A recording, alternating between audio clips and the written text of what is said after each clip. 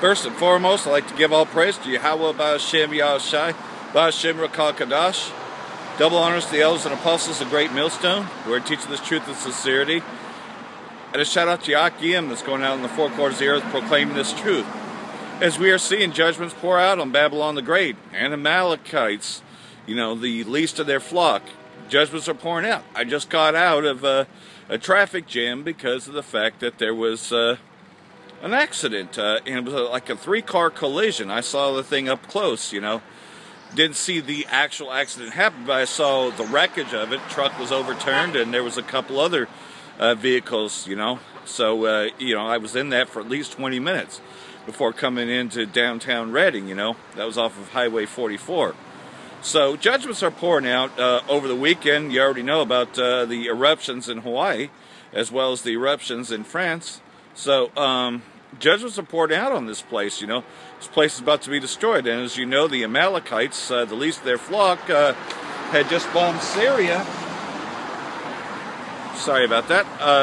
Had just bombed Syria after Donald Trump had announced that he was going to back out of the JCPOA, the Iran nuclear deal, which pretty much now he's going to add the sanctions all over again. So, because of this bailout, which is what Amalek had wanted, the least of their flock, well, this gave them the green light to go ahead and strike Syria, and now they're telegraphing that, that Iran's going to fire back. Of course they are. I mean, do you expect them not to? The Israeli state, Amalek, has fired on their bases as of last month and continues to do so. Had struck targets in southern Damascus countryside, which I had read that yesterday. As before Chris Green, AMTV, and all the others got on it, I had already reported this, that they were going to strike Syria. So, judgments are pouring out on this place as the Most High is gathering these nations in the valley of Yehoshaphat, the valley of Yahweh's judgment, And the time to be able to come out here and do the lessons is shortening, as in the essence of we ain't going to be on the internet much longer because the war is breaking out. The push for the mark of the beast is here, So pretty much what's happening is things all about to come to a close because we're not going to be out here on the streets when volcanoes are erupting and, hurricanes, even though, until that time is cleared, because, the Houston camp was very much not able to come out and teach during that time period, but they were okay because the Most High is going to take care of His prophets, And, well, we know that pretty much, He's taking care of the Hawaii camp. They're doing just fine, even though that eruption happened in the volcanic park, and the outskirts of it, the lava went into the streets of the city, But Amalek, the least of their flock, has struck Syria. So you know as well as I do that they're already preparing for retaliatory.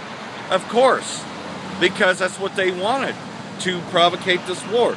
So, we know that we know about Isaiah chapter 17 and Jeremiah 49, but there was also more in Amos because we're reliving that time all over again. So I'm going to begin in Amos chapter 1, starting verse 3.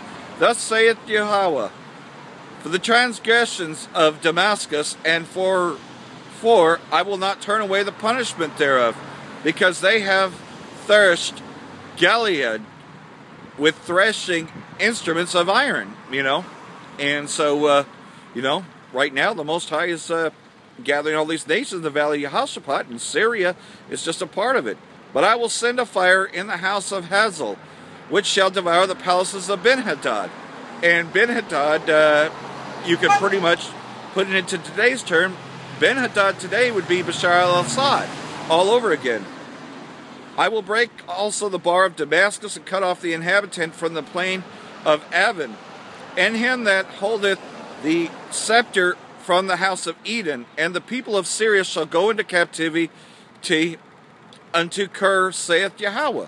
So, Syria is about to go into captivity, because Isaiah chapter 17 also tells us that the remnant of Syria and the remnant of Damascus shall be as the glory of Jacob. What does that mean? That we're going to put their ass in slavery for what they did to us.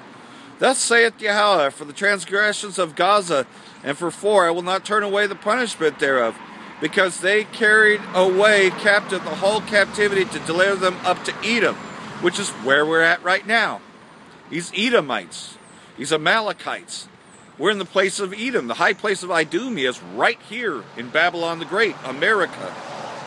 And I will cut off the inhabitant from Ashdod, talking to them fake-ass Jews, and him that holdeth the scepter from Ashkelon. I will turn mine hand against Ekron, and the remnant of the Philistines shall perish, saith the Lord Yahweh. So again, pretty much judgment's going to be brought against these Amalekites that have provocated this war. Thus saith Yahweh, for the transgressions of Tyrus and for I will not turn away the punishment thereof. They delivered up the whole captivity to Edom, and remember not the brotherly covenant. So again, because that's what, Tyrus, that's another term for Syria, because they delivered us up to Edom, which is Esau, the so-called white man. Thus saith the Lord Yahweh, for the transgressions of Edom and for I will not turn away the punishment thereof, because he did pursue his brother with the sword, and did cast off all pity, and his anger did tear perpetually, and he kept his wrath forever. And again, that's talking about the so-called white man, the devil the Bible speaks of. But I will send a fire upon Teman, which shall devour the palaces of Basra. That's another code word for America. Thus saith Yahweh, for the transgressions of the children of Ammon, and for I will not turn away the punishment thereof, because they have ripped up the woman with child of Gilead, that they might enlarge their border. Again, this is talking about what they had done to us. I don't believe it's talking about those, what you would call Japanese, but, because I've noticed certain things in Jeremiah 49, that when it's talking about Ammon, it's really talking, because who inhabited the cities of Gad? Who built cities there? Is it really the Ammonites, the Japanese? No. It was these goddamn Edomites. So I believe that's another code word for Edomites right there.